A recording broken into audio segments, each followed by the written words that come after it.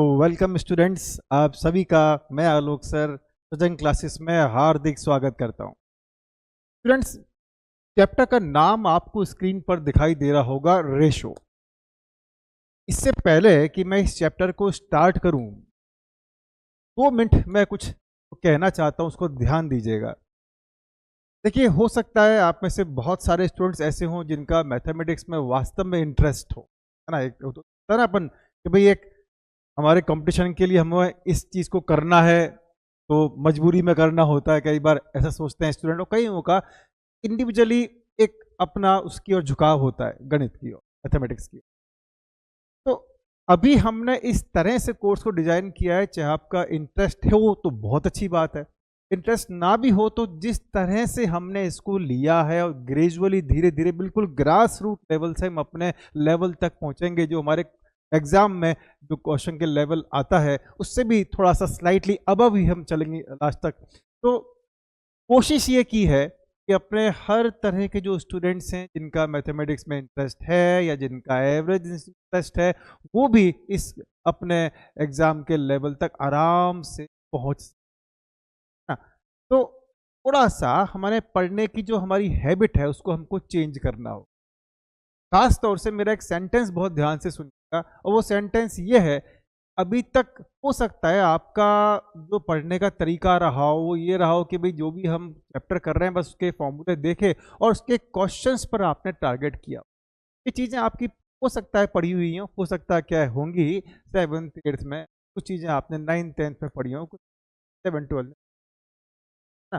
तो वो सारी चीज़ें तो आपने पढ़ी हैं, लेकिन उसमें आपका जो इंटरेस्ट होता था, जो आपका तरीका होता था, वो जनरली मैक्सिमम स्टूडेंट्स का ये रहता है, हमने जिनसे बात की है, कि भाई क्वेश्चंस के जो फॉर्मूले अप्लाई होते हैं वो हमने सीख लिए, उसको लगाना सीख लिया और हम क्वेश्चन कर लेते हैं। बट अब क्या होता है, कंपटीशन एग्जाम्स के अंदर जो कॉन्सेप्ट्स हैं, जो प्रॉपर्टीज हैं, जो थियरीज हैं, उनके ऊपर भी क्वेश्चन बनते। इसलिए डेफिनेशन पार्ट को, कॉन्सेप्ट्स को, बेसिक्स को, और खास तौर से प्रॉपर्टीज को, जो गुण होते हैं ना हर किसी चैप्टर के, जो अपने टॉपिक्स होते हैं उनमें कई प्रॉपर्टीज भी होती हैं, उन पे हमें बहुत फोकस करना पड़ेगा, क्योंकि वहां से भी क्वेश्चन उठते हैं या उनको अप्लाई करके भी क्वेश्चन पूछे जाते हैं। तो इन सभी चीजों के बारे में बात करेंगे, आपको इसी चैप्टर से पता लग जाएगा कि हम किस तरह से चीजों को शुरू कर रहे हैं। तो पहला अपना टॉपिक आता है रेशो। नाम सुना हुआ है आपने, हिंदी मीडियम में इसको बोलते हैं अनुपात। क्या बोलते हैं इसको, पर अनुपात बोलते हैं हिंदी मीडियम में, लेकिन इंग्लिश मीडियम अपन क्या बोलते हैं इसको, रेशो। और खूब किया है आपने, बचपन से ऐसे करते आ रहे हो, मेरे ख्याल से देखा होगा ना, लो भी भाग दे दिया 2/7, तो ये रेशो है, इसको ऐसे भी लिखते थे अपन, 2 और ऐसे चिन्ह लगा के, सिंबल लगा के 2 अपन चलो 7 कह दिया, 2:7 क्या बोलते हैं, 2:7 रेशो 7 क्या बोलते हैं, 2:7 2:7। और इससे पता भी लग गया कि हाँ सर वो डिवाइड कर देते हैं, क्या कर देते हैं, डिवाइड कर देते हैं सर, 2 टर्म्स का डिवीजन, है ना, 2 टर्म्स का डिवीजन। तो मैंने उसको डिफाइन किया आपके लिए properly, a ratio is a comparison, her word का मीनिंग है। मैंने इसके आगे एग्जांपल्स भी लिए हैं और इन शब्दों को मैं सबको समझाऊंगा, प्रॉपर आपको मैं एक्सप्लेन करूंगा कि क्या मतलब है हर वर्ड पर ध्यान देना। तो रेशो इज अ कंपैरिजन, तुलना करते, कंपैरिजन करते, इसके बीच में 2 सिमिलर क्वांटिटी। देखो हर बात का मीनिंग है, खास तौर से कंपैरिजन हम कंपेयर करने में काम लेते हैं। एग्जांपल भी 2, तो आपने कहा सर हमने जो 7th 8th में पढ़ा था, 2 क्या 3 तो में भी अपन रेशो निकालते थे, ऐसे सुनते थे सर A:B:C दिखाऊं, आपने ऐसा भी देखा होगा ना, ये सर A:B:C या X:Y:Z भी था। हाँ बेटा रेशो है, बट एक नाम एक्स्ट्रा ऐड हो जाएगा, अकेला रेशो नहीं है, इसको बोलते हैं कंटिन्यूड रेशो। 3 और मोर की जो क्वांटिटी होती है, होने को तो मैं ये भी कह दूंगा A:B:C 3, 4 का अपने कंपैरिजन हो गया। हाँ हो सकता है बेटा, लेकिन इसको अपन रेशो नहीं, कंटिन्यूड रेशो बोलते, क्या बोलते हैं। तो देखो यहां से अपन स्टार्ट कर रहे हैं, थोड़ा पता हो कि रेशो एक्चुअली 2 क्वांटिटी बीच में, वो कंटिन्यू कर दें तो फिर वो 3 और 4 मतलब 3 और मोर का जो भी है, 3 का, 4 का, 5 का, 6 का, उसको क्या बोलते हैं? Continued ratio. क्यों? हम लगातार आगे बढ़े जा रहे हैं, बढ़े जा रहे हैं, बढ़े जा रहे हैं, तो नाम दे दिया कंटिन्यूड रेशो। तो घबराना मत, हिम्मत से काम लेना कि भैया मेन जो मुख्यतः जो रेशो है वो बार में 2 क्वांटिटी निकलता है। तो हर बात का मतलब अपन समझते चले। तो ये क्लियर हो गया, 2 कंपैरिजन क्लियर हो गया। हम क्या करते हैं किससे? With the help of division. तो मैंने यहां लिख दिया with the help of division. तो रेशो क्या है? तुलना है, कंपैरिजन है, इसका 2 क्वांटिटीज का विद ऑफ डिवीजन। क्योंकि आप देखो बचपन से देखते आ रहे हो इस रेशो को अपन, जैसे मैंने कहा 2:7, इसको अपन लिखते हैं बटे 7। क्या लिखते हैं अपन? 2/7, 2/7। और इतना थोड़ा सा याद होगा, नहीं तो मैं तो बता ही रहा हूँ, कोई दिक्कत नहीं, कुछ चीज छोड़ूंगा नहीं मैं। तो मैंने कहा 2/7, तो इतना याद होगा। इसको बोलते हैं अपन न्यूमरेटर ना, इसको क्या बोलते थे अपन? न्यूमरेटर। हिंदी वाले बोलते हैं अंश। इसको बोलते हैं अपन डिनोमिनेटर, है ना? क्या बोलते हैं इसको अपन? इसको बोलते हैं डिनोमिनेटर। डिनोमिनेटर, तो डिनोमिनेटर क्या हो गया अपना? हिंदी में बोलते हैं इसको अपन हर। क्या हर? खैर, अभी अपन मेनली बात करेंगे न्यूमरेटर और डिनोमिनेटर के बेस पर। तो यहाँ पर आपको एक बात पता लग गई कि सर ठीक है, रेशो क्या है, कंपैरिजन है ना? इसके बीच में 2 क्वांटिटी बीच में की हेल्प से, डिवीजन की हेल्प से। अब जानबूझ के मैंने एक लाइन, एक चीज छोड़ दी। आपने ऐसा ये भी लिखा है आपने, सिमिलर क्वांटिटीज। हाँ, ये बहुत इंपॉर्टेंट है, ये बहुत इंपॉर्टेंट है। रेशो हमेशा सिमिलर क्वांटिटी, यानी तो सेम काइंड की, एक ही प्रकार की अपनी राशियां हैं, उनके बीच में अपन निकाल सकते। तो मैंने एग्जांपल दिया कि भाई भारत ने, मान लेते हैं कि कुछ नंबर ऑफ टीबी एक्सपोर्ट किए। क्या किए? नंबर ऑफ टीबी एक्सपोर्ट किए, कोई भी संख्या होगी। हर साल डाइवोर्स भी होते हैं, तलाक भी होते हैं, तो उसकी भी अपन ने काउंटिंग कर ली। और मैंने कहा भाई रेशो निकाल दो, कितने टीबी एक्सपोर्ट हुए और कितने डाइवोर्स हुए। एग्जाम्पल ऐसा लिया कि एकदम दिमाग में सटीक बैठ जाएगा कि क्यों लिखा सिमिलर क्वांटिटी। अब इन दो चीजों में आपस में कोई कनेक्शन है, कोई रिलेशन है, कोई संबंध है इन दो बीच में? सर कहां से संबंध हो गया? सर दोनों चीज अलग है। कोई टीवी के एक्सपोर्ट से तलाक थोड़ा हुआ, या तलाक ज्यादा हो गए तो टीवी थोड़ा एक्सपोर्ट ज्यादा हो गए? नहीं, इनका कोई लिंक नहीं है, इनका आपस में कोई कनेक्शन नहीं है, इनका आपस में कोई रिलेशन नहीं। तो ये जो अनरिलेटेड चीजें होती हैं उनमें अपन रेशो कहाँ निकलता है? Similar kind.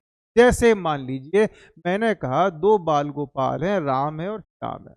अब मैंने कहा साहब राम का वेट जो है 80 किलो है। राम का वेट कितना है? 80 किलो। अब मैंने कहा श्याम की हाइट कितनी है? 6 फुट है। साहब रेशो निकाल दो। अरे सर कैसे निकाल दो? एक हाइट है, एक ऊंचाई, उसकी इकाई अलग है, उसकी यूनिट अलग है। हाइट फीट में नाप रहे हो, सेंटीमीटर में नाप रहे हो, वगैरह वगैरह नाप सकते। और एक सर वेट है, भार है। सर कहाँ ये आपस में सिमिलर क्वांटिटी कहाँ हुई? कि एक प्रकार की राशियां कहाँ हुई? तो बेटा रेशो नहीं मिलेगा। डिवीजन कर लो, वो आप अलग बात है, लेकिन रेशो अगर बोल रहे हो, इसलिए मैंने कहा परिभाषाओं पर, डेफिनेशंस पर ध्यान देना बहुत जरूरी है। अगर सिंपल सा क्वेश्चन केवल डेफिनेशन बेस्ड आ गए और आपने केवल फॉर्मूले घोट रखे हैं और आपने क्वेश्चन करना सीख रखा है, तो वो क्वेश्चन तो होगा ही नहीं। जो कॉन्सेप्ट के ऊपर आ गया वो तो आपसे होगा ही नहीं ना। इसलिए हमें बिल्कुल बेसिक से करना है और धीरे धीरे ग्रेजुअली ग्रेजुअली चीजों को समझते समझते आगे बढ़ते हम उस लेवल तक पहुंच जाएंगे कि अपना बेड़ा पार हो जाएगा और अपना एग्जाम क्रैक हो जाएगा।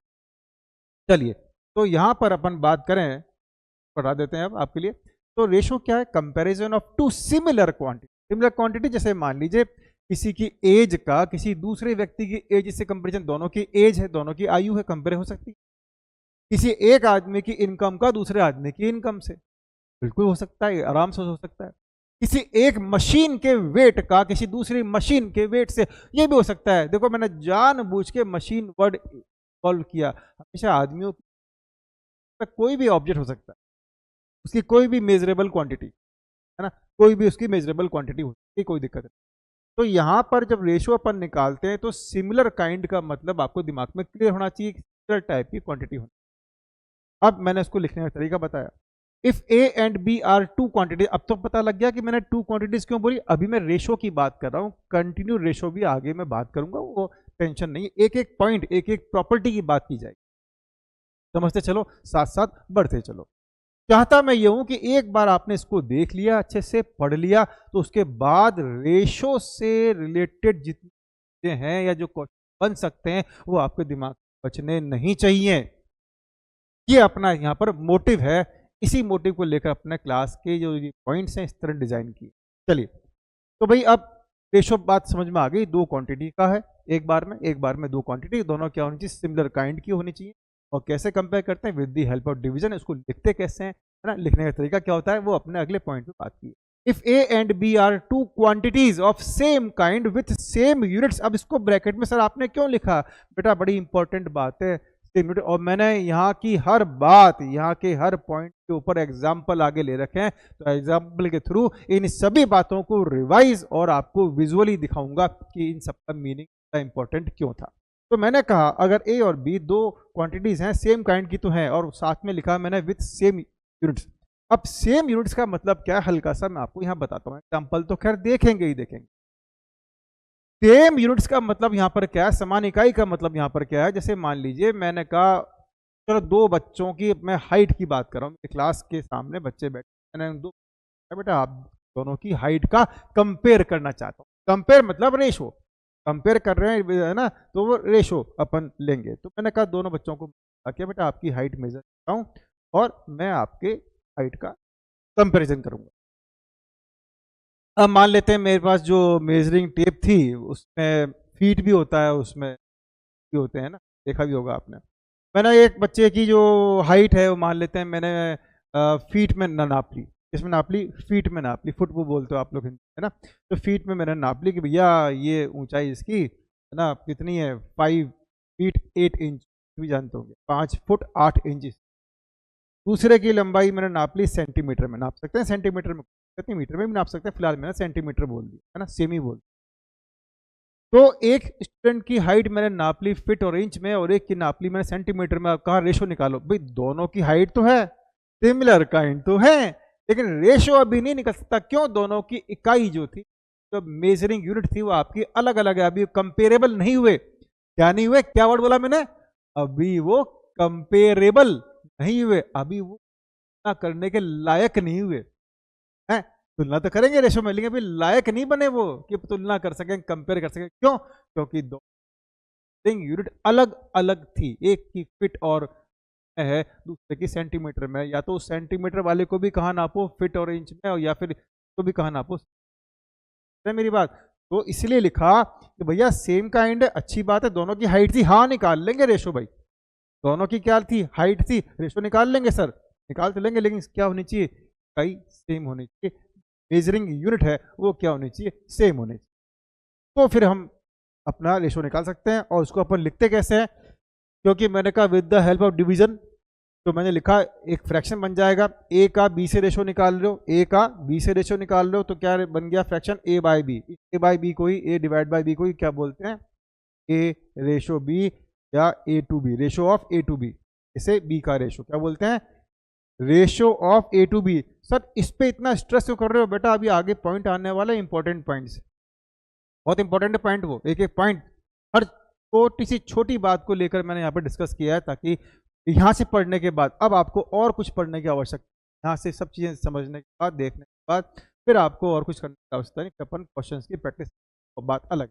एग्जाम्पल तो लेंगे ही लेंगे, इन सारी चीज़ों को समझने के एग्जाम्पल तो लेंगे लेंगे, बाद में फिर क्वेश्चंस भी। तो चलो, तो फ्रैक्शन जो ए बाय बी है उसको बोलेंगे ratio of A to B. पहला देखो फर्स्ट कौन था, ए है, तो पहले ए ही आया है, बाद में कौन था, नीचे बी है, तो बाद में बी आया है, तो ऊपर वाला पहले आता है, नीचे वाला बाद में आता है, ये भी इंपॉर्टेंट बात। इसी बात को हम ऐसे भी लिख सकते हैं, ए इज टू बी, किसमें सिंबल लगा के, ए रेशो बी बोलो या A is to B, A ratio B या A is to B, A का से अपन तुलना कर रहे हैं, ठीक है ना, ए का से अपन तुलना कर रहे हैं। तो ये अपन है डेफिनेशन पार्ट की बात की डेफिनेशन पार्ट की बात। अब आया सम इंपॉर्टेंट पॉइंट, कुछ तो पहले अपन बात कर चुके हैं, उनको मैं रिवाइज करवा रहा हूं ताकि दिमाग में रहे कि ये चीजें बहुत बहुत इंपॉर्टेंट हैं, तो अपन भूल नहीं सकते। तो पहली चीज, quantities A and B must be of same kind. मुझे उम्मीद है अब आपको सेम काइंड क्लियर हो गया होगा। किसी एक की इनकम दूसरे की इनकम तुलना हो सकती है, किसी एक की हाइट दूसरे की हाइट से कंपेयर कर सकते हैं, किसी एक की एज दूसरे की एज से कंपेयर कर सकते हैं, किसी एक का वेट दूसरे के वेट से कंपेयर कर सकते हैं, है ना। ये सब चीज़ें अपन इस तरह जो सेम काइंड की प्रकार की हैं कि अपन कंपेरिजन कर सकते हैं। एज का वेट से कंपेयर नहीं कर सकते, इनकम का हाइट से कंपेयर नहीं कर सकते, है ना। इस तरह से अपन नहीं कर सकते। तो अब मैंने कहा कि हाँ भाई चलो quantities A and B must be of same kind, ये बात तो आपको पता लगेगी। दूसरी बात यूनिट्स ऑफ मेजरमेंट है ना, इंपॉर्टेंट बात, इसलिए मैंने रिवाइज करवा दी। Units of measurement of quantities A and B must be same. अगर आप कंपैरिजन कर रहे हो दो सिमिलर काइंड की, तो उन सिमिलर काइंड की क्वांटिटीज का, उन समान प्रकार की जो क्वांटिटीज है, राशियां, उनका इकाई जो मेजरमेंट की है वो भी सेम होनी चाहिए। अगर मेजरिंग हो रहा है तो, मेजरिंग हो ही नहीं रही, मैंने सिर्फ कहा 7 और 5 संख्या है, फिर कहा कि मेजरिंग, मैंने बताया नहीं कि इसके मेजरिंग कर, मैं कहा भैया एक तो 7 है एक 5 है, तुलना कर दो। अब संख्या है मैं तुलना कर सकता हूँ, लेकिन अगर कोई चीज आ गई, मैंने हाइट कह दिया, अब मैंने बता दिया कि ये हाइट है, तो अब मुझे उसकी पर ध्यान रखना पड़ेगा। अगर मैंने बोल दिया वेट है, तो किलो में नाप रहे हो या ग्राम में नाप रहे हो, ध्यान रखना पड़ेगा, है ना। तो जब अपने पास चीजें ऐसी हैं जिनका इकाई क्वेश्चन ने दे रखी है, तो मुझे इस बात का ध्यान रखना पड़ेगा कि यूनिट्स क्या होने चाहिए, सेम होने चाहिए। तीसरी बात, इंपॉर्टेंट बात, ratio is always represent in simplest form. Ratio जो है वो हमेशा सिंपलेस्ट फॉर्म में शो किया जाता है। अब सिंपलेस्ट फॉर्म का मतलब क्या है, सरलतम रूप का मतलब क्या है, एक बार समझ। अब सरलतम रूप तो खैर बता ही रहा हूं, एक साथ में एक वर्ड और होता है इक्विवेलेंट फॉर्म। क्या होता है? इक्विवेलेंट फॉर्म, समतुल्य रूप। तो मैंने दो चीजों के बारे में बात की आपसे, एक तो होती है बेटा सिंपलेस्ट फॉर्म। अच्छा ये चीजें ऐसी नहीं है जो आपने पढ़ी हुई नहीं है, बट भूल चुके हैं बच्चा, भूल चुके हैं आप कई चीजें, है ना। पढ़ी तो थी 6th 7th 8th में, ये चीजें आपने पढ़ी तो हैं, लेकिन क्या है वो टच में नहीं है, और इतना डेप्थ में अपन शुरुआत में पढ़ते भी नहीं। मैंने कहा था ना, आपकी हैबिट क्या रहती है कि हाँ भाई फॉर्मूले देख लो, क्वेश्चन में अपना सीख, काम हो जाएगा, वो उस टाइम तो हो गया, बट अब कंपटीशन के अंदर, अब यहाँ पर अगर एग्जामिनर बात को जांच ले, चेक कर ले कि भैया कॉन्सेप्ट कितने स्ट्रॉन्ग है, थियरी कितनी स्ट्रॉन्ग है, प्रॉपर्टीज कितनी क्लियर हैं, वहाँ होने से प्रॉब्लम खड़ी हो जाए। तो सिंपलेस्ट फॉर्म और एक मैंने बोला इक्विवेलेंट फॉर्म, इक्विवेलेंट फॉर्म, दो चीजों की। देखो सपोज मैंने ऐसे ही कहा, ऐसे ही मन से बोल रहा हूँ, आपके है ना कुछ चीज समझना मेरी बात को। अब मैंने कहा जैसे मान लो कोई है 6 का लिख दिया, मान लो 5, चलो 5 लिख दिया 6। अब मैंने ये कहा कि साहब इनको दोनों को 2 से गुणा कर दो, कर दो। अब दूसरी रूट कट रहा है, हाँ कोई अंतर तो हुआ नहीं, लेकिन हुआ क्या, 6 टू 12 और 5 टू 10, तो 6 और 5 और 12 और 10 दोनों क्या हुए, समतुल्य। समतुल्य क्यों, इस ये में कट के ही आएगा। समतुल्य का मतलब कि अगर मैं इसको आसान कर लूँ, काटा पीटी कर लूँ, तो वो कुल मिला के दोबारा से वही आ जाने वाले हैं। दिखने में अलग लग रहे हैं 6/5 12/10, लेकिन है ये सेम, इसलिए क्या नाम बोला, समतुल्य, इक्विवेलेंट। इक्वल क्यों नहीं बोला, अभी इक्वल नहीं है, यहाँ 6 है, यहाँ 12 है, ये 5 है, 10 है, इक्वल नहीं बोला, इक्विवेलेंट, समतुल्य, क्योंकि आसान करने पर ये सेम ही आ जाएंगे। तो इक्विवेलेंट का मतलब क्या है, अभी लग नहीं रहे सेम, अभी सेम लग नहीं रहे, सेम हो जाएंगे अगर मैं इसको काटा पीट। आपने साथ 2 ही क्यों, मैं तो 3 से करूंगा, कर लो बेटा, 6 3 जा 18, 5 3 जा 15, ये भी क्या है 6/5 12/10 18/15, सब समतुल्य है। क्योंकि ये जब मैं इजी करूंगा ये सब समतुल्य होता है, इसका रेशो दे रखा है, इसका कोई बिगड़ा हुआ रूप गुणा करके या कुछ कर, कोई नंबर मल्टीप्लाई करके या डिवाइड करके उसको फॉर्म चेंज कर रखें, ठीक है। अब सिंपलेस्ट फॉर्म क्या होती है, जैसे मान लो मेरे पास रेशो है कोई, मान लेते हैं जैसे मैंने रेशो कहा आपको, मैंने 12 कह दिया, सब ऐसे ही ले, तो ऐसे भी लिखते हैं अपन 12 रेशो 18, ऐसे भी लिखते हैं इसको अपन। अभी ये सिंपलेस्ट फॉर्म नहीं है, समझना मेरी बात को, अभी ये सिंपलेस्ट फॉर्म, सिंपलेस्ट फॉर्म का मतलब है कि जितना ही कट सकता है, जितना ही आसान हो सकता है, वो नाम ही क्या रहा है, सिंपलेस्ट फॉर्म। जितना ये कट सकता है, जितना आसान हो सकता है, उतना काट के आसान करके लाओ कि अब आगे और ना कटे।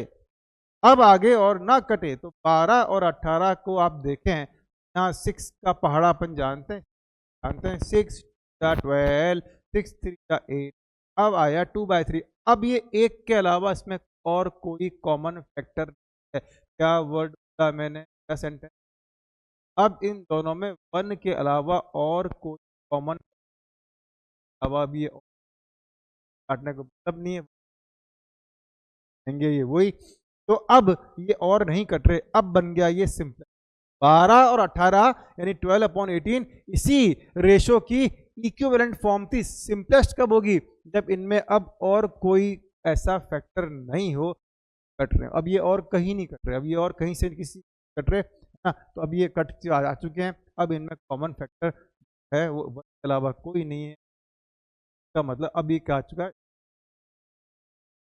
तो सिंपलेस्ट फॉर्म का मतलब क्या है कि वो फॉर्म जहां आप जितना वो हो सकता था काटापीटी आपने कर लिया है। तो हमने ये कहा कि भैया हमारा जो रेशियो है ना, वो हमेशा अपन कहाँ रिप्रेजेंट करते हैं? Simplest form.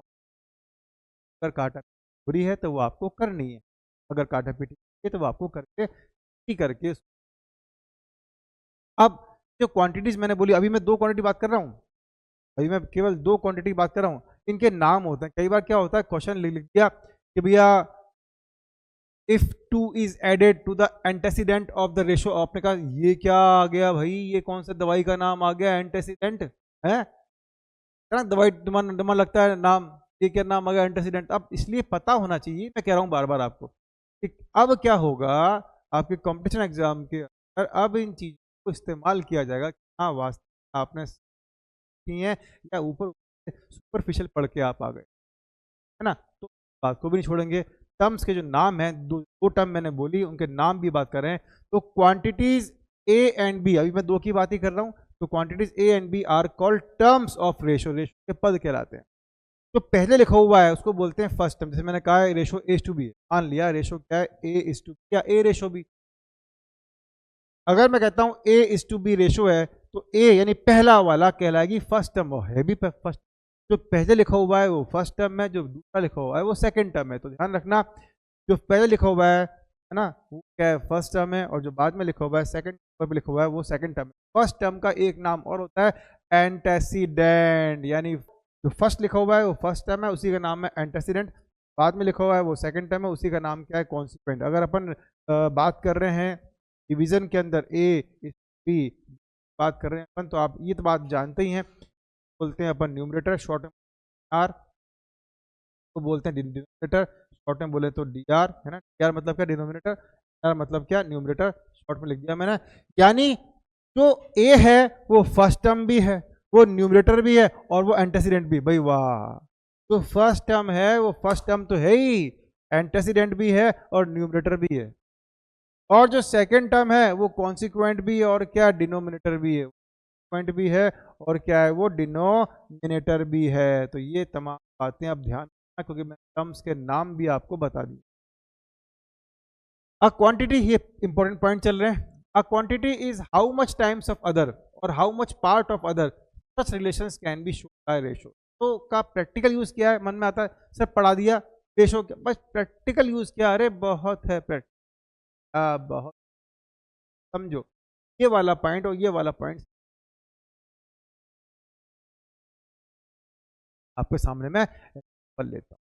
क्या एग्जाम्पल लेता हूँ? मान लेता का राम की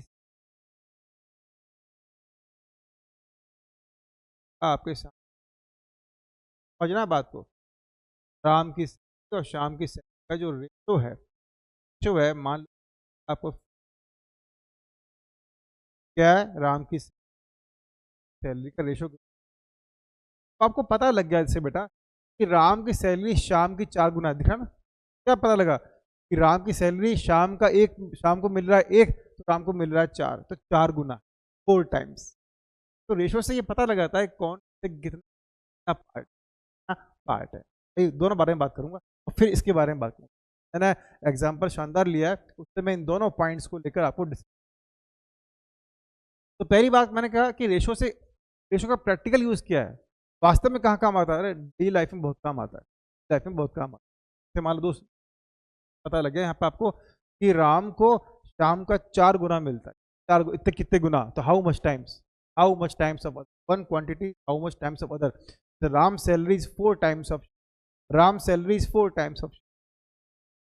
अब आपने कहा सर एक चीज और लिखी आपने, how much part of other, how much part of other. बिल्कुल मैं बात करता हूं, मान लो आप सभी अच्छी तरह जानते हो क्रॉस मल्टीप्लिकेशन, है ना, आप सब अच्छे से जानते हो क्रॉस। अब मान लो शाम को वहां ले गया मैं, शाम उधर गया, शाम, समझना बात, तो शाम उधर गया, 1 ऊपर जाएगा 4 नीचे आएगा, तो 1/4, और यहाँ पर क्या चल रहा है, राम। तो शाम को चौथाई मिल रहा है राम की सैलरी का, 1/4 मिल रहा है ना, 1/4 पार्ट ही हुआ भाई। आप ये देखो एक कहाँ गया, क्रॉस मल्टीप्लाई करते हैं ना, क्रॉस मल्टीप्लाई करते हैं तो 1 ऊपर जाएगा इधर, 4 नीचे आएगा, शाम जी वहां गए, शाम जी कितना आ गए, 1/4 ऑफ राम जी की सैलरी। तो शाम को राम का 1/4 कितना भाग, 1/4 भाग मिल रहा है। आपने कहा सर बिना क्रॉस मल्टीप्लाई के काम नहीं हो सकता क्या? बिल्कुल हो सकता है, कई चीजें बताऊंगा आपको, हाँ, बिल्कुल हो सकता है। अब समझो मेरी बात को, आपने कहा सर चलो मान लिया, मैंने कहा चलो कोई ए और कोई क्या बी, और रेशो आ रहा है 2/3, तो क्या आ रहा है 2/3। अब मेरी बात को समझो, मेरी बात को समझो, क्या इस 2/3 को अपन ऐसे नहीं लिख सकते, 2/3 डिवाइड बाय 1? बात तो ये की है ना, 3 नीचे आएगा। अगर ये चीज़ नहीं पता तो मैं सिखा सकता हूँ, कोई बड़ी बात नहीं है मेरे, मान लो इतना चीज़ तो पता होना चाहिए, नहीं पता कोई बात नहीं, अपन यहाँ पर डिस्कस करेंगे। ये 3 चीज़ें देखो कई बार परेशान करती हैं अगर बेसिक क्लियर नहीं तो, हालांकि मुझे उम्मीद है आपके बेसिक क्लियर होंगे, फिर भी अपन डिस्कस, ताकि हाँ इस चैप्टर में दिक्कत नहीं आए और प्रोपोर्शन में दिक्कत नहीं आए। A/B whole divide by C solve कैसे करते हैं, A/B इंटू लगाते हैं और इसको रिवर्स कर देते हैं, इसका उल्टा सॉरी इसका उल्टा कर देते हैं, तो यहाँ करते हैं अपन D/C, यहाँ पे क्या करते हैं अपन D/C। A/B whole divide bye C/D था, हाउ टू सॉल्व, सॉल्व कैसे करते हैं इसको, A/B इंटू लगा के इसको D/C करते हैं।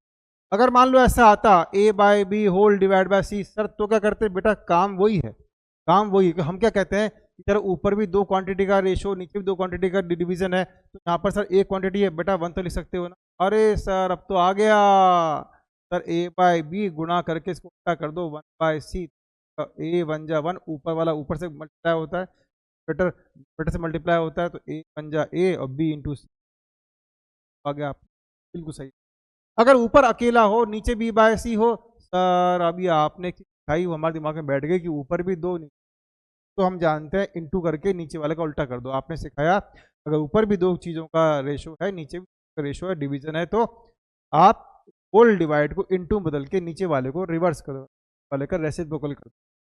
सर यहाँ तो ऊपर 1 है बेटा, इस 1 को आप लिख लो बटे 1 लिख सकते हो ना। अच्छा घूम फिर के सर आप वो कर रहे हो 2-2, हाँ कि 2 का जो अपना कॉन्सेप्ट है तो परफेक्ट है, वो परेशान नहीं करता। तो ऊपर वाला कौन है, A/1, ऊपर वाला कौन है, A/1, गुणा करके मल्टीप्लाई करके C/B, इसका रेसिप्रोकल कर दो। अब A बेटर मल्टीप्लाई होगा C से, तो A टू, और नीचे B 1 जा B ही होता है, ये अपना कम ये 3 चीज अपने काम आने वाली क्वेश्चंस के अंदर। तो मैंने ये मानते हुए चलो नहीं भी पता है, भूल गए हो या थोड़ा सा कंफ्यूजन है, मैंने उसको एक्सप्लेन।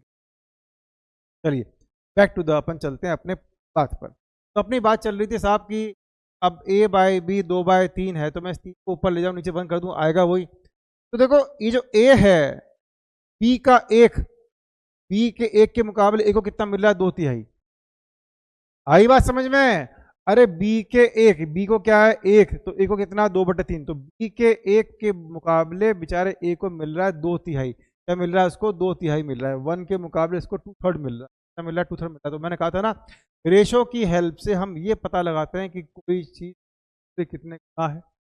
रेशो की हेल्प से हम ये पता लगा लेते हैं, ये प्रैक्टिकल अपना इसका यूज है कि कोई एक टर्म से कितने टाइम से, मैंने कहा था मुझे पता लग गया शाम का 4 गुना सैलरी है राम की, शाम की 4 गुना सैलरी है राम की।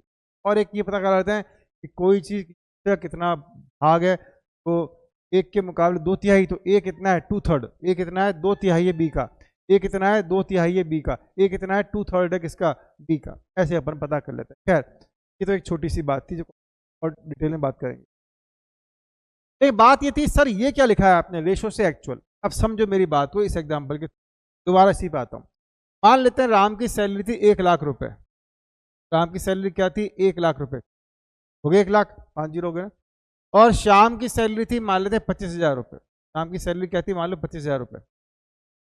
आपने कैसा राम का या श्याम से रेशो निकालना, क्या रेशो वही जो आपने कहा था बेटा निकाल लो। ऊपर कितना है? 1,00,000 और नीचे कितना है बेटा? 25,000। काटा पीटी करने के लिए पहले जीरो को हटा दो पहले तो काटा पीटी करने के लिए पहले जीरो को देखते हैं। 3 जीरो से 3 जीरो कट गए। हाँ सर कट गए। अब 25 का पहाड़ा जानते हो तो डायरेक्ट ही काट दो। 25 चौके 100। 25 से कितना कट गया? 4 बार नीचे छोड़ गया 1। ये लो बेटा राम की और श्याम की सैलरी का अनुपात 4:1 आ गया। आपने कैसे जानते थे हम तो ये बात? आपने कहा सर ये तो हम जानते थे बेटा, जानते थे, बट अब मैं इस चीज को समझाने के लिए जो बातें बोलूंगा वो इस एग्जाम्पल से हमेशा के लिए आपके दिमाग में बैठ जाएंगी। राम और श्याम की सैलरी का रेशो 4:1 था। राम और श्याम की सैलरी का रेशो 4:1 था। तो क्या मैं कह सकता हूँ राम की सैलरी 4 रुपए थी, श्याम की सैलरी 1 रुपए थी? मारेंगे दोनों मिलके आपको कितना कमा रहे हैं, देखो वो तो 1,00,000 रुपए कमा रहा है। क्या मैं कहता हूँ राम की सैलरी 4 रुपए थी? नहीं, एक्चुअल वास्तविक जो सैलरी थी राम की वो 1,00,000 रुपए थी। जो वास्तविक सैलरी थी राम की वो तो 1,00,000 रुपए थी। वो तो कट पिट कर मतलब सिंपलेस्ट फॉर्म में आने के बाद 4 रह गई। तो रेशो कभी एक्चुअल नहीं होता भाई। रेशो तो कट पिट के सिंपलेस्ट फॉर्म में, रेशो तो कट पिट के सिंपलेस्ट फॉर्म में आ गया। तो अगर किसी क्वेश्चन में हमको एक्चुअल डेटा की रिक्वायरमेंट होगी, रेशो कट पिट के आया है। जो रेशो की बात बोलते हैं वो तो काट पिट के आया है। इसलिए मैंने कहा कि कभी कभी हमें रिक्वायरमेंट होती है, कई सर्टेन क्वेश्चन में रिक्वायरमेंट होगी। जरूरी नहीं है रेशो वाले चैप्टर में हो, बल्कि मैं कह रहा हूँ रेशो इंपॉर्टेंट है कि रेशो आगे के चैप्टर्स में भी काम आता है। आप जब सिंपल इंटरेस्ट या मैथमेटिक्स ऑफ फाइनेंस तब भी कई टॉपिक्स में रेशो हल होगा, तो वहां पर भी रेशो की चीजें not only for this chapter but it is very very important for other upcoming chapters. आपके आने वाले उनके लिए भी ये बड़ा इंपॉर्टेंट ध्यान रखना। मैंने बात बोली आपको दिखाई, एक्चुअल सैलरी इनकी 1,25,000 थी, लेकिन रेशो में कितनी आ रही? 4 और 1। तो रेशो बता रहा है कौन कितने गुना है।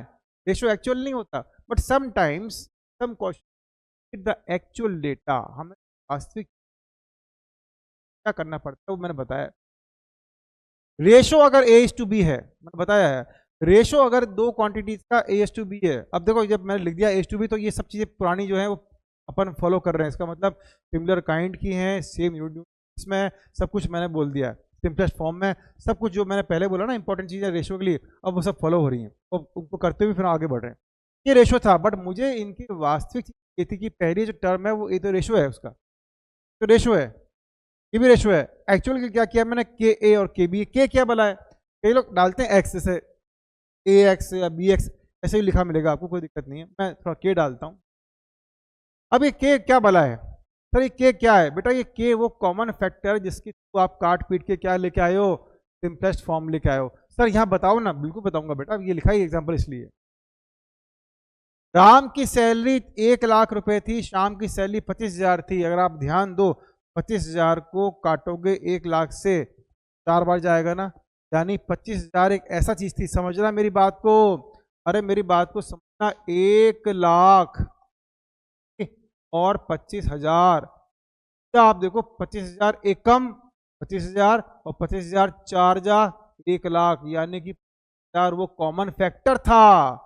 25,000 वो कॉमन फैक्टर था जिससे दोनों टर्म कट के सिंपल होके 4 और 1 रह गए।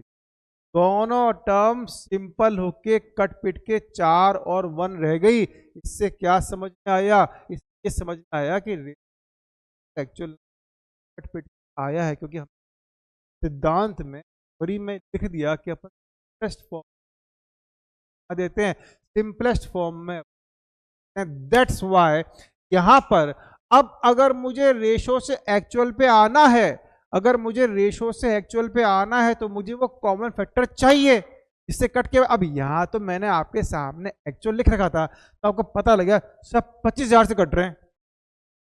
यहाँ तो पता लग गया ना सब 25,000 से कट रहे हैं। जैसे मैंने कहा, मान लो जैसे मैंने कहा 18 और मान लो चलो 12, 6 से कट रहे हैं। 6 दूनी 12, 6 3 18, तो 6 वो कॉमन फैक्टर था, 6 वो कॉमन फैक्टर था जिससे दोनों कट गए। तो हम अगर एक्चुअल चाहते हैं, अब रेशो कितना है 3 और 2, रेशो कितना है 3 और 2, मुझे तो चाहिए कि पहला वाला क्या है दूसरा वाला क्या। एक्चुअल तो 3 नहीं है, वो तो 18 12 थे, तो मुझे सपना थोड़ा आ रहा किससे कट के बने, तो मैं मान लेता हूँ के से कट के बने।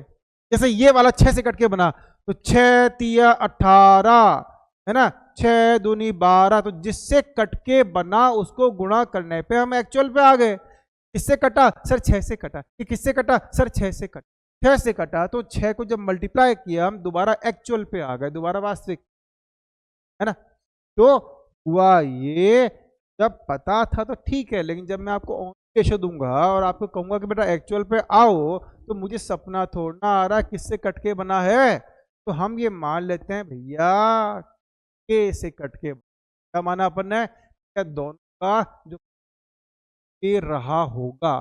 तो अभी हमने देखा कि कॉमन फैक्टर से गुणा करने पर रेशो एक्चुअल में कन्वर्ट हो जाता है। अभी अपन ने क्या देखा, पेपर ने क्या देखा, रेशो की टर्म्स को कॉमन फैक्टर से मल्टीप्लाई करने पे that will to actual. That means हमने अगर के माना तो इस ए को भी के से मल्टीप्लाई कर दो, इस बी को भी के से मल्टीप्लाई कर दो। नाउ द रेशो रिमूव्ड, अब रेशो ने अभी कहाँ आ गए, वास्तविक पे आ गए, एक्चुअल आ गए। ये हम मान के वो अलग अलग करना पड़ता है हमको, वो दोनों रेशो अलग अलग करना पड़ता है। तो रेशो में थे, एक्चुअल अलग करना पड़ जाए तो के डाल के क्या है वो फैक्टर जिसे आए हैं। ध्यान रखना, इस सैलरी से, ये इनकी सैलरी से पता लग गया कि भैया आप ये नहीं बोल सकते कि राम की सैलरी 4 रुपए, शाम की सैलरी 1 रुपए, बहुत मारेंगे, बेचारे कमा रहे हैं लाख रुपए 25,000 रुपए, तो आप कह रहे 4 रुपए 1 रुपए, तो 4 रुपए 1 रुपए नहीं थी, वो तो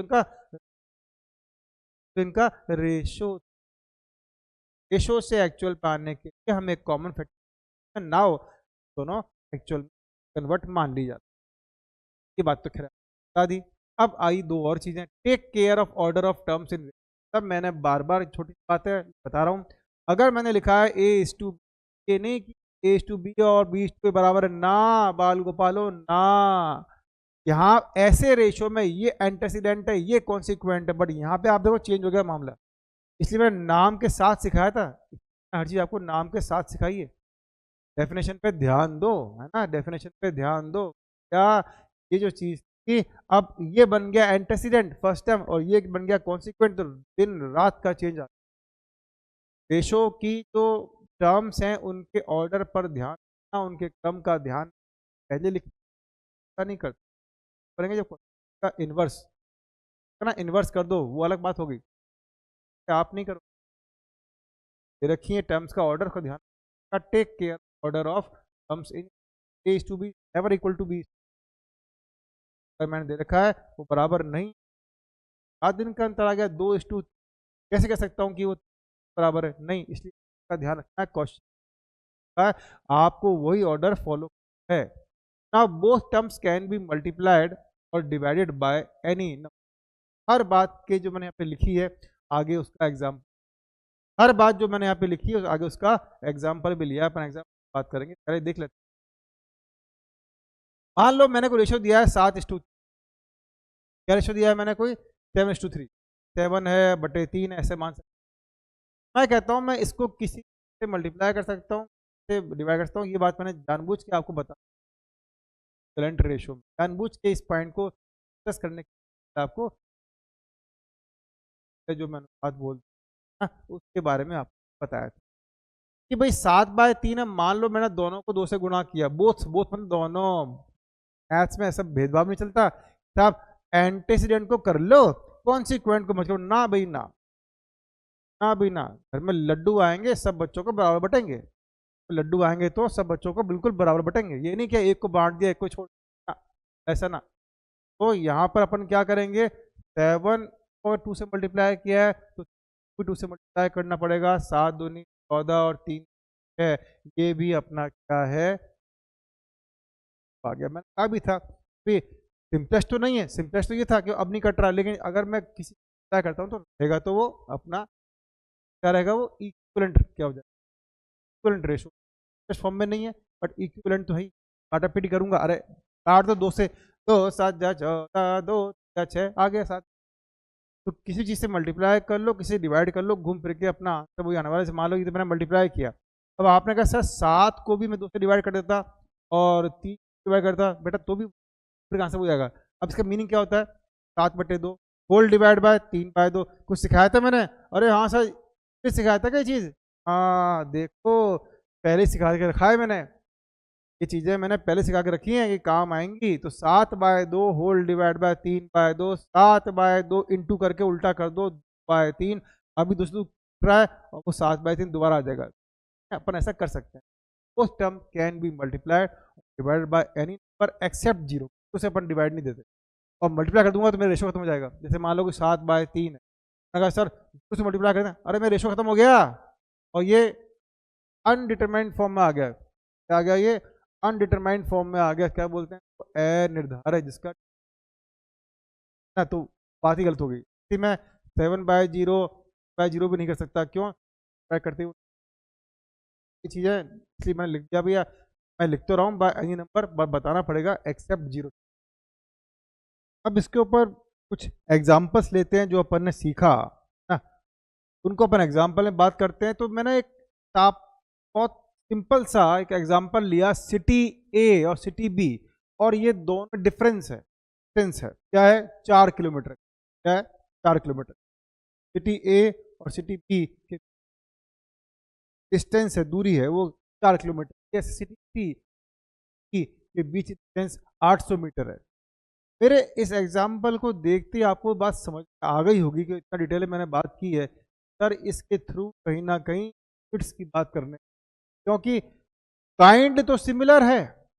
चाहे मैं यहाँ बात करूँ, यहाँ से बात करूँगा डिस्टेंस ऑफ ए बी, मतलब डिस्टेंस है 4 किलोमीटर। यहाँ से बात करूँ डिस्टेंस ऑफ सी डी कितना है? 800 मीटर। तो समझ में आ गया होगा कि सर रेशो निकालने वाले हैं डिस्टेंस ऑफ ए बी और सी डी का, distance of A B upon distance of C निकालने वाले। लेकिन अभी ऐसे नहीं काम होगा, क्योंकि ये किसमें है? किलोमीटर में, ये किसमें है? मीटर में। यूनिट्स अलग हैं, आपको यूनिट सेम करनी होंगी। तो 1 किलोमीटर का मतलब 1000 मीटर होता है। 1 किलोमीटर का मतलब क्या होता है? 1000 मीटर होता है। भैया बताओ 4 किलोमीटर कितना होगा? अगर 1 किलोमीटर 1000 मीटर है, 4 किलोमीटर 4 इंटू 1000, 4 इंटू 1000 मीटर 4000 का। अब मेरा काम हुआ डिस्टेंस ऑफ ए बी, तो 4 किलोमीटर थी, 4 किलोमीटर थी, बट अब वो कितनी? 4000 मीटर है, वो 4000 मीटर। अब मीटर आ गया। अब चाहे लिखो या मत लिखो कोई फर्क नहीं, यूनिट लेस। आपको क्यों सेम यूनिट की? सही बात, आपको क्यों सेम यूनिट की?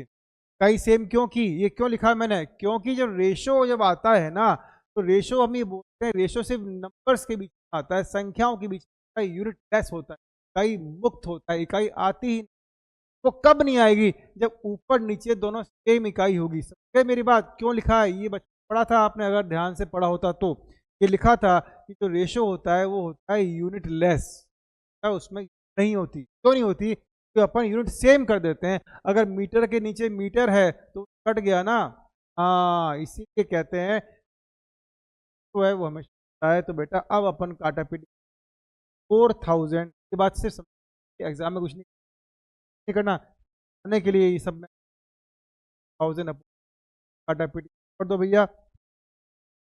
ऐसे 2 शुरू कट गए, 8 से कट गया, 8 का पहाड़ा शुरू कर दिया अपन ने साहब। 8 1 जा 8, 8 5 जा 4, चलो हो गया। तो और पहले कौन आया? 5, नीचे आया 1, तो रेश, या ये कह सकते हैं ए बी की डिस्टेंस का 5 गुना है। ए बी की डिस्टेंस का 5 गुना है, क्योंकि 1 है उसका 5 गुना आ रहा है अपनी की डिस्टेंस 5 टाइम्स ऑफ। ये बात पता लग गई कि क्यों यूनिट सेम करते हैं, क्योंकि हम कहते हैं रेशियो है वो एस होता है। कट जानी चाहिए। यूनिट कब कटेंगी? जब सेम होंगी। अगर ऊपर होता किलोमीटर, नीचे तक मीटर थोड़ा कटता। किलोमीटर में वो मीटर में सेम तो होते नहीं है, किलोमीटर बड़ी यूनिट होती है, छोटी यूनिट होती है, आपको सेम करना होता है, इसी बात की। अब अगला, देयर आर 1000 स्टूडेंट्स इन एक स्कूल में 1000 बच्चे, ratio of number of boys to the number of girls, क्या रेशियो निकलता है? हाँ सर, काउंटिंग चल रही है, सेम काइंड है, गर्ल्स की भी क्या है काउंटिंग, बॉयज की भी क्या है काउंटिंग, काइंड हो गया। ध्यान रखना ये मीनिंग सिमिलर काइंड का, आप गर्ल्स की भी क्या कर रहे हो काउंटिंग कर रहे हो, बॉयज की भी क्या कर रहे हो काउंटिंग, सेम काइंड हो गई।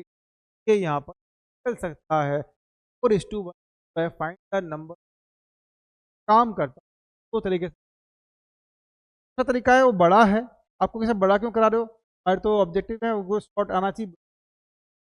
ये चैप्टर में जानबूझ के पहले इसलिए करा, ये चैप्टर जानबूझ के पहले इसलिए कराया जाता है ताकि मैंने कहा था कि ये चैप्टर ना केवल अपने आप में एक टॉपिक है, बल्कि ये आगे के कई, पहले मेथड बता रहा हूँ, पहले मेथड 2 बता, तो बेटा मेथड नंबर 2 आपने कहा बेटा यहाँ आएगा थोड़ी देर, फटाफट से करेंगे उसको, तो अपन तो हुआ तो फिर तो काम कर लेंगे, बट ये रेशो जब यूज होता है, जब रेशो सॉल्व करने, आ जाओ भाई यहाँ पे मेथड नंबर 2 की, और 2,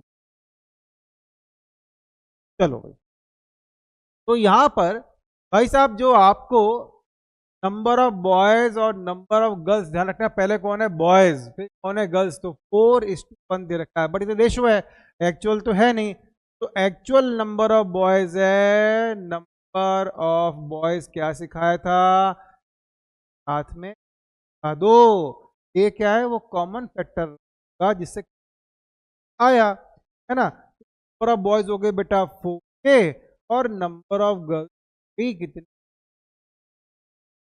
1 के लिख लो। अब टोटल कितने हो गए बेटा, सर टोटल तो जोड़ दो, अब तो एक्चुअल आ गया ना ये, अभी 4 के कौन है, कुल कितने लड़के, ये 1 के कितने हैं कुल बॉयज, कुल गर्ल्स जोड़ जाए तो आ जाना चाहिए। तो अपने अकॉर्डिंग जो अपन ने माना टोटल स्टूडेंट्स हैं, टोटल जो स्टूडेंट्स 5 आना चाहिए, बट अब ये के का मान तो हमको निकालना पड़ेगा, हाँ निकालना डाला था ना, तो के को निकालने का कोई इंफॉर्मेशन को परोस, के को निकालने के लिए कोई है परोस के देता है, तो 4 के प्लस 1 के हो गए अपने पास 5 के, तो बट तो टोटल स्टूडेंट्स है वो तो आपको दे रखे हैं मैंने कितने, कहाँ गए 1000, बट जो 5 के है वो के, हाँ हाँ क्यों, आपके टोटल है 5 के, बट क्वेश्चन तो कह रहा है वो तो 1000 है, इसका मतलब 5 के बराबर होना चाहिए, यहाँ से के आ जाएगा 5 का पहाड़ा वो 5 2 10 पर गया बेटा, के की वैल्यू कितनी, अरे के आ गई, के की वैल्यू 2 आ गई, का मतलब क्या हुआ, अब तो आपके पास नंबर ऑफ बॉयज भी आ जाएंगे, गर्ल्स भी आपने मान रखी, और उसके अंदर अननोन के ही तो था, अननोन का आपने बस 4 के मान रखे, अब तो आ जाएगा ना 800, तो पास कितने बॉयज हो गए, गर्ल्स 1 के 1 इन तो 800 और 200 आ गए। ये बेसिक तरीका था जो हम बहुत रेयर यूज करें, कब यूज करेंगे जब किसी क्वेश्चन में और मुझे रेशो दे, अब मैं क्वेश्चन कराऊंगा तब अलग बात से बारे में दोबारा बात करूँ, फिलहाल इसे कहना शुरू कर, रेशो ही दे रखा और रेशो ही पूछा कि सारा बात को सिखा, अभी सर कम यूज कर क्यों कराया, समटाइम्स अब आगे फिक्स है आना चाहिए, अब अपन कैसे करें,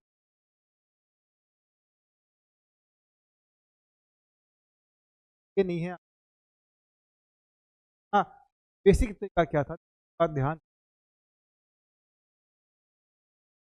रेशो में खेलते हैं, रेशो में खेलना सीख, रेशो का टोटल,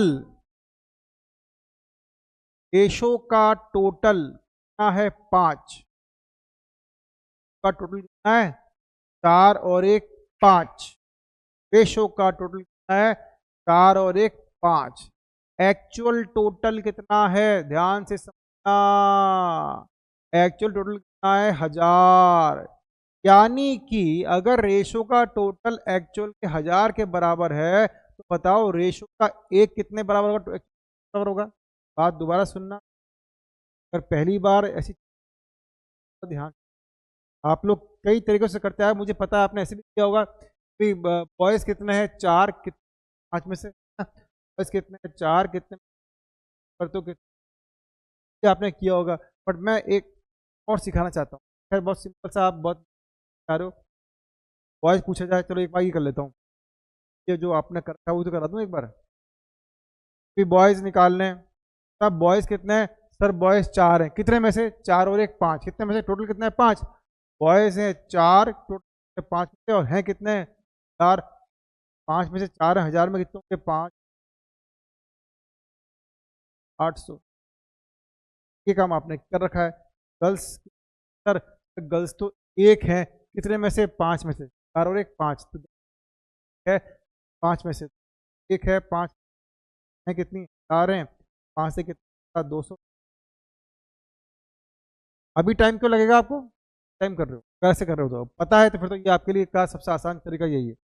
तो हम रेशो से एक्चुअल का एक संबंध निकाल लेते हैं, क्या करते हैं एक रिलेशन निकाल लेते हैं, रेशो का का एक्चुअल से एक रिलेशन है। तो रेशो का टोटल अगर एक्चुअल के 1000 के बराबर है तो बताओ रेशो का 1 किस बराबर होगा, का जो 1 है 5 से काट दो ना, का 1 टोटल के 2 बराबर है। एक सिंगल लाइन में 2, देखिए आपको समझाना था वरना मैं सिंगल लाइन में करता। रेशो टोटल 5, 4 और 1 5 का टोटल 1000, तो 5 का मतलब 1000 है, तो 1 का मतलब कितना बताओ।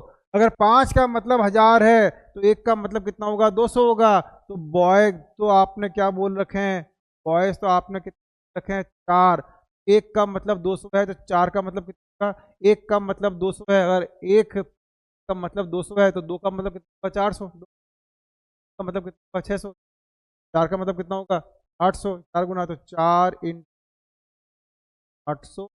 और अगर गर्ल्स चाहिए हो, लिख रहा हूँ उसी टाइम लग रहा है वरना दिमाग में तो क्वेश्चन दिख गया 1 × ये चीज भी सीखना कि हम रेशो का एक्चुअल से रिलेशन निकाल लेते हैं, का हम एक्चुअल दे रखा था तो टोटल की हेल्प से रेशो का एक्सप्रेशन निकल गया। वंस वी गेट बिटवीन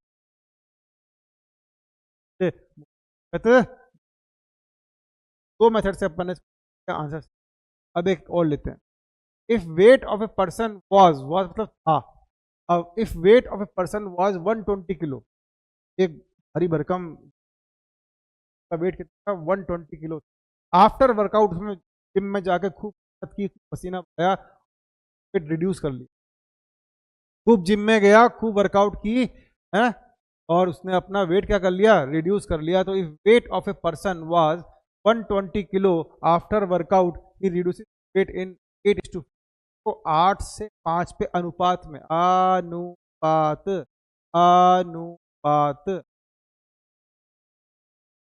है।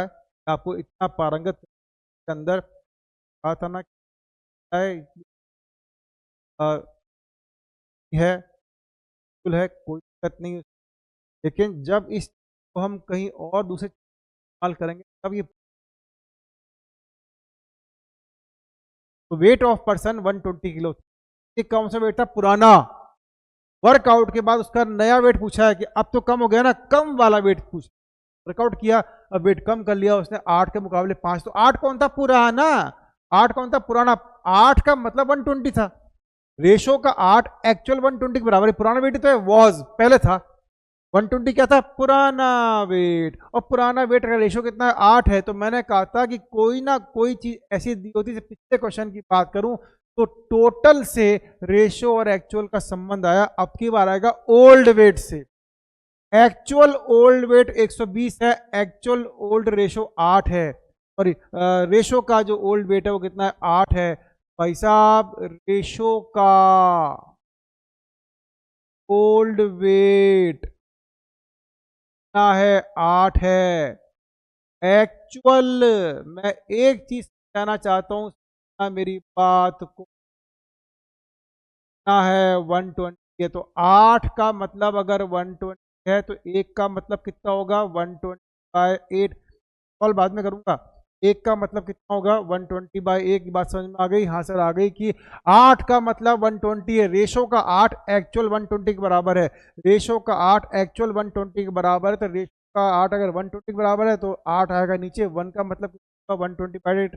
हमको चाहिए 5 का मतलब क्या है, हमको मतलब चाहिए 5 का। तो वेट का 5 बोलो कैसे निकालोगे, टू वेट का जो 5 है कैसे निकालोगे? अरे एक का मतलब 120/8 है।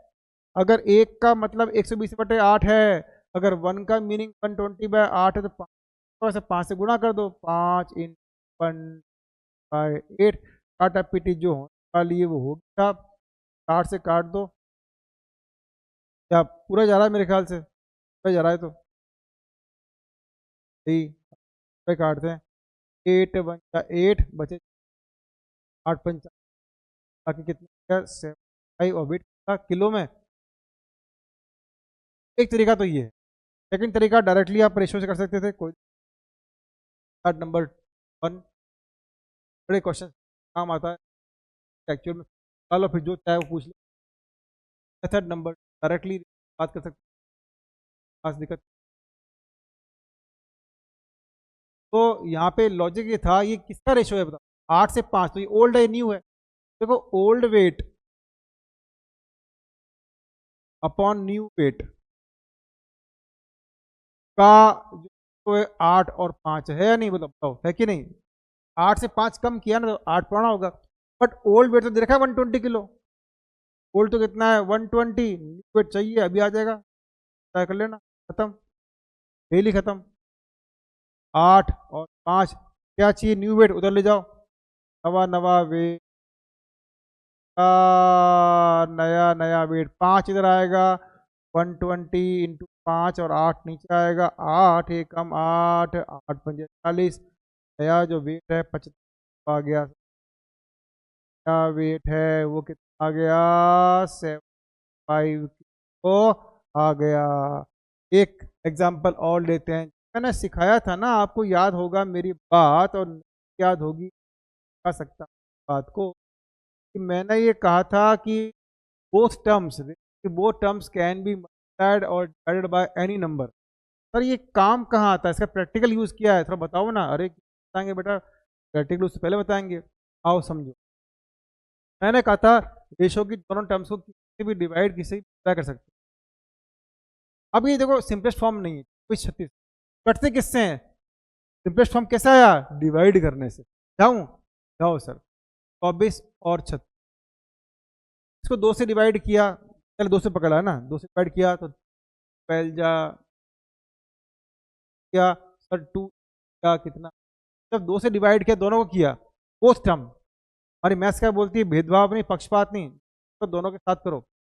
मैं डिवाइड कर सकता हूँ मेरा सिंपलेस्ट फॉर्म लाने की। तो सिंपलेस्ट फॉर्म में लाने के कभी कभी डिवाइड करते हैं, सिंपलेस्ट मल्टीप्लाई। रुको आऊंगा, आगे भी एग्जाम्पल बात करो। सर ये और डिवाइड हो रहा है, सर 2 से ही और हो रहा है, बेटा कर दो, है ना। तो था बड़ा था, कटा कटा 12 तो नाम 18। सर और जा रहा है, सर और डिवाइड हो रहा है, सर 3 से कर दो, बेटा अभी लोग कर देता हूँ, मेरे को पता है। ये बचा मेरे पास 6 और 9 था, क्या इसको बेटा 6 3 9। अब ये कहीं ना कटे, अब ये कहीं नहीं कटेगा, ये 2/3 क्या, तो देखो बार कटा हाथ। आपको काटना है, सीधा दिख रहा है, सीधा दिख रहा है, 12 से कटेगा। 12 दूनी 24, 12 3 36, खत्म। 12 2 जा 26, एकदम फिनिश होता है। लेकिन इस पॉइंट को जो वो टर्म की पर मल्टीप्लाई कर लें, ऐड कर लें, रेशो पे काटा पीटी कर। अब ये वाला बटे में है। तो हमने कहा बेटा जनरली हम अवॉइड करते हैं फ्रैक्शन, हम अवॉइड करते हैं, हम चाहते हैं स्टैंडर्ड फॉर्म, मतलब एक टर्म तो पहले आ जाए एक टर्म बाद में आ जाए, हम जनरली इसको चाहते हैं। ये हमारा क्या है फॉर्म, ये हमारी क्या है फॉर्म है, इस फॉर्मेट में, इस फॉर्मेट में आ जाए, इस फॉर्मेट में आ जाए, या इस फॉर्मेट में लाने के लिए क्या करें, पता नहीं है। अब जो डिवाइड हो रहा है ना, डिवाइड हो रहा है 4 से। कोई चीज आपके पास हाफ है, मुझे 1 चाहिए हो, आप मल्टीप्लाई करते हो 2 से, करते हो नहीं करते हो, उसी रुक जाएगा। कोई जगह 1/5 है, मुझे 1 चाहिए, आप 5 से मल्टीप्लाई कर दो, तो है उसके उल्टे से मल्टीप्लाई कर दो तो गायब हो जाती, तो है उसके रिवर्स से मल्टीप्लाई कर दो गायब आती। हमने कहा अगर स्टैंडर्ड फॉर्म चाहिए तो 1/, नहीं चाहिए, मतलब 4 नहीं चाहिए, दोनों को 4 से मल्टीप्लाई कर दो, 4 को भी 4 से मल्टीप्लाई कर दो, आपके आप कट जाएंगे। आपका क्वेश्चन 4 से 4 कटा, क्या कटा, क्या होगा 1 1 जा 1 का 12, ये आ गया आपका, ये आ गई आपकी क्या फॉर्म। ये प्रॉपर्टी अपन ने वो यूज की, तो लिखा हुआ था कि हम रेशो की टर्म्स को सेम नंबर से मल्टीप्लाई कर लें, सेम नंबर ऐड कर रहे हैं करने में फॉर्म, कभी हम इसको सिंपलेस्ट फॉर्म में लाने के लिए इस्तेमाल किया, डिवाइड किया था बहुत सारा, डिवाइड किया सेम चीज से टर्म्स को, यहाँ मल्टीप्लाई किया तो स्टैंडर्ड फॉर्म में आ गया, प्रॉपर फॉर्मेट की एक टर्म आ गया, एक टर्म, ये डिवाइड परेशान। अब एक पार्ट और लिया इसका मैंने 7/5, इसको 2 तरीके से कर सकते, तो अपन 2 तरीके, एक तरीका नॉर्मल, एक तरीका नॉर्मल था सर बटे में सिखाया था आपने, 7/5 डिवाइड बाय रेशो डिवाइड होता है, रेशो का मतलब डिवाइड होता है किससे, 3/4 से। सर ये तो सीधा हो गया ना, 7/5 आपने कहा था इंटू करके उल्टा कर दो, 4/, अब ऊपर वाला ऊपर से मल्टीप्लाई होता है, 7/28, आंसर आ गया 8 स्टैंडर्ड फॉर्म में। एक तरीका ये था नॉर्मल जो अपन था, सेकंड तरीका क्या था, मल्टीप्लाई करके देखो, 7 5 3। परेशान कौन कर रहे हैं सर, आपकी लैंग्वेज की बात करें तो आपने कहा नीचे बटे में, सर आपने कहा नीचे जो फ्रैक्शन में गंदे लगते हैं, फॉर्म कौन सी है, एक टर्म आगे आए एक टर्म, कोई डिवाइड वाइड कुछ, तो डिवाइड में जो है, तो डिवाइड में है उनका एलसीएम निकाल लो, 5 और 4 का एलसीएम नहीं आता तो उनको मल्टीप्लाई कर लो यार, काम हो जाएगा। आप इसी करना जानते ही हैं, करना जानते ही है ना, 5 4 का एलसीएम कितना है 20, और निकालना में टाइम लगता है ज़्यादा, तो 5 हो जाए, को भी 20 से बस करना दोनों को है, को भी 20 से किया, लो आपका काम खत्म हो गया, आसान हो गया। 5 4 जा 5 जा 20, अरे सर ये तो आंसर वही आया 7 का 28, 20 ठीक है थे। एक वो ट्राई करके भी इजी कर सकता हूँ, और एक नॉर्मल अपना जो था D by B by D करके वैसे वो कर सकते हैं।